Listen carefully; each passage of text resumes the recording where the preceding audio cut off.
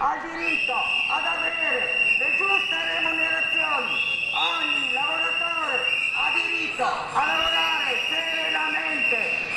Disagi e code anche all'aeroporto Marco Polo di Tessera per lo sciopero generale nazionale del personale del comparto aereo, aeroportuale e indotto degli aeroporti, proclamato per tutta la giornata dalle organizzazioni sindacali di base. Io pensavo di aver trovato un lavoro dignitoso dove comunque avevo delle soddisfazioni, venivo pagata il giusto, invece mi ritrovo che dopo aver fatto già 2 contratti mi ritrovo che ho un contratto per niente dignitoso dove mi tocca lavorare di più e avere meno soldi. Io così non ce la posso fare, anche se sono una ragazza di 23 anni, ho comunque degli obiettivi, comunque delle spese da portare avanti che così non posso portare. La protesta è per il rinnovo dei contratti sia degli handler e per il problema della Trivento Sicurezza che non esiste più perché è stata assorbita per quanto riguarda la sicurezza aeroportuale da Sicuritalia.